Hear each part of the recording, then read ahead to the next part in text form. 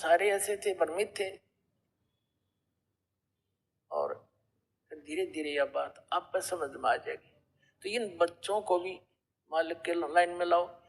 दास ने देखा है कि छोटे बच्चे इतने अच्छी आत्मा के थे, उन बच्चों ने नाम लिया, ज्ञान समझा, 15, 16, 20 वर्ष के। फिर माता पिता संघर्ष करें तो अंदर देवता पूजने छोड़ दिए, समाज पर भी माथा ना टेकता, तो कि हमारे कुपूत पैदा हो गया। किसी कहीं लड़की ने नाम लिया तो उसके पीछे करके पड़ गए।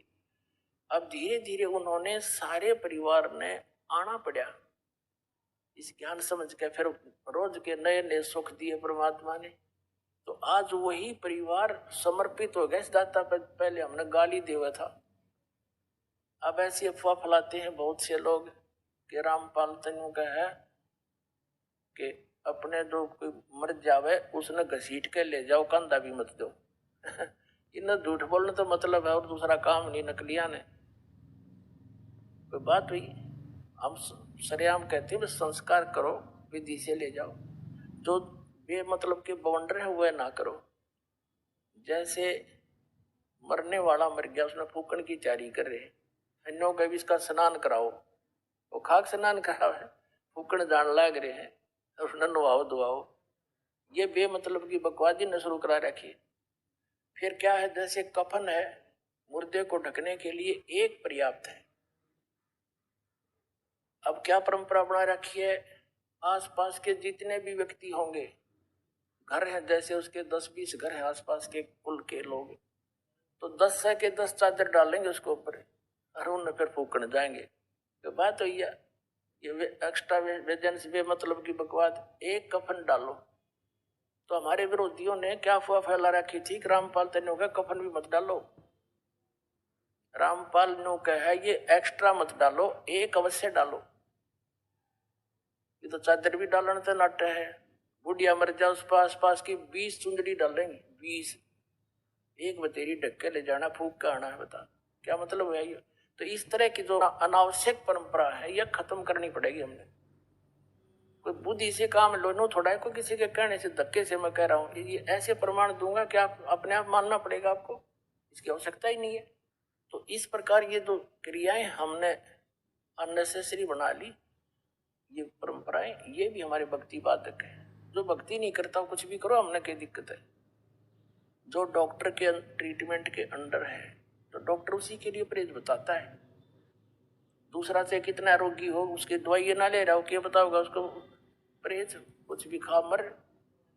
तो कहने का भाव ये है पुण्यात्माओं के आप यहाँ गलत स्थान पर आ गए। ये रहने का स्थान नहीं है। अब परमात्मा ने आकर ये ज्ञान दिया कि और ज्ञान सब ज्ञानड़ी, कबीर ज्ञान सो ज्ञान। और जैसे गोला तोब का इब करता चला मैदान। ये तोब का गोला है तत्व ज्ञान परमात्मा का दिया हुआ, और कर दिया सारा साफ। थोड़े दिन लगेंगे और घना टाइम ना लगे, क्योंकि अब तो विस्फोट सा हो रहा है। और जो दास परमात्मा का दिया हुआ ज्ञान और जो यहाँ भी रहने की क्रियाएं हैं, यही है जो दास बता रहे हैं। और एक दिन पूरे विश्व को माननी पड़ेगी या दो दास की सीख है, परमात्मा का दिया हुआ उपदेश है, और तभी हम सुखी होंगे। और इसी नाम को सबको ग्रहण करना पड़ेगा, क्योंकि भगवान का आदेश है। और काल से इस काल भगवान ने अपने वचन में कह रखा है कि कलयुग में कितने जीव ले जाइयो तुम, सतयुग त्रेता द्वापर में थोड़े जीव ले जाना। तो परमात्मा ने 3 युग बाट देखी, इंतजार की इसकी, और इसने 3 युगों में हमारे साथ के जुल्म करा दिए। हमें कितने मजहब बना दिए, नारी नारी भाषा बना दी। 100-200 किलोमीटर के बाद जाकर भाषा बदल जाती है। बता किस किस ने समझावे। अब इदास नहीं हिंदी आती है और कोई मराठी जानता है, मराठी में क्यों समझाऊं उसने है, और दूसरी भाषा में कैसे समझाया जाए। तो ऐसा जुल्म कर दिया इसने हमारे साथ कि एक का क्षेत्र में आया संत वहीं कर करा के अपना जीवन नष्ट चला जाओ, दूसरा समझे नहीं इसकी बात नहीं। तो अब परमात्मा ने दया बख्शी है, ये ज्ञान ऐसा है और सभी भाषाओं के बच्चे इसे परिचित हो गए। अब वो अपनी अपनी लैंग्वेज में इनको बना के सत्व ज्ञान को छपवा रहा है और अपने बहन भाइयों को वहां बांट रहा है। तो परमात्मा ने ये मीडिया बना दिया। इसके अंदर भी एक बताते हैं कैसा सॉफ्टवेयर बनने वाला है, कुछ बन भी गया है, कि वो किसी भी भाषा का हो, सभी भाषाओं में वो उसको कन्वर्ट कर देता है। यह भी दया परमात्मा ने करी आपके ऊपर।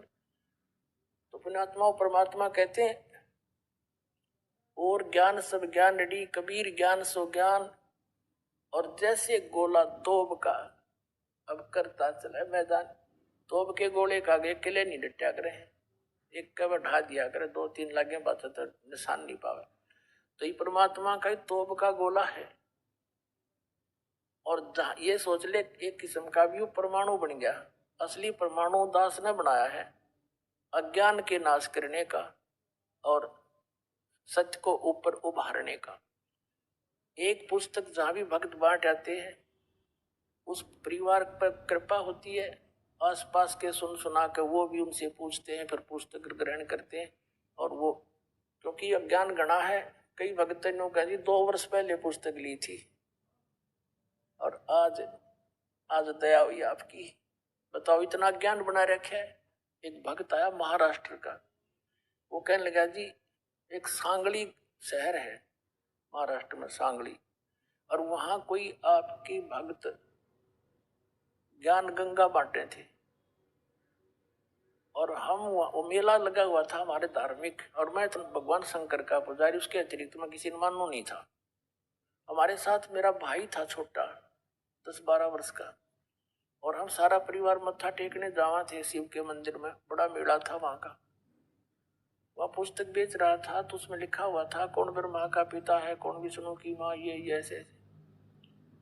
वो छोटा भाई जाकर हमसे पिता नहीं कैसे गो, पहले वो लेने चला था, मैंने मना कर दिया कि ना ये तो बकवास लिख रखी है ना। जब तो वो मेरे साथ आ गया, फिर पता नहीं कब निकल कर गया, वो किताब खरीद लिया वहां से, बुक, और छुपा कर रख ली उसने। जब मैं गाड़ी से उतरने लगा, तब देखा मैंने वो पुस्तक ले रहा हाथ में, उसे मैंने छीन ली और मेज पर उल्टी रख दी। इसके दर्शन भी नहीं करूं। वह रखी रही 2 महीने तक। एक बार मेरा कुछ ऐसी टेंशन बनी, कुछ ऐसे सर्कमस्टांस बन गए, मेरा सिर पाटन हो गया, घनी टेंशन हो रही किसी बात की, और मैं बाहर बैठ गया चेयर लेके। थोड़ी देर में ध्यान आया, पुस्तक दिखी वो रखी रखाई। मैंने सोचा इसने देखते क्या है, मैं लगा उस पुस्तक को पढ़ने। वो मेरी तो टेंशन मतलब याद भी कोई ना कतकित गई, और 3 दिन कंटिन्यूस पढ़ी। अरे सह परिवार लेकर आ गया परमात्मा का बच्चा, सारे परिवार को।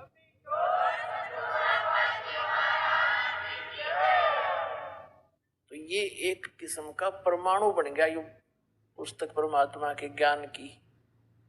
अब वो उससे फिर रिश्तेदार में जाती है, वहां से ले गया सैकड़ों पुस्तक, सबको दूंगा एक एक, और प्यार से पढ़ाऊंगा, अपने कसम खाऊंगा, बताऊंगा सच्चाई क्या है, मेरे जैसे भ्रमित है सारे। तो पुण्यात्माओं, आप सबका दायित्व बनता है यो कि अपने भूला न राह बतावे।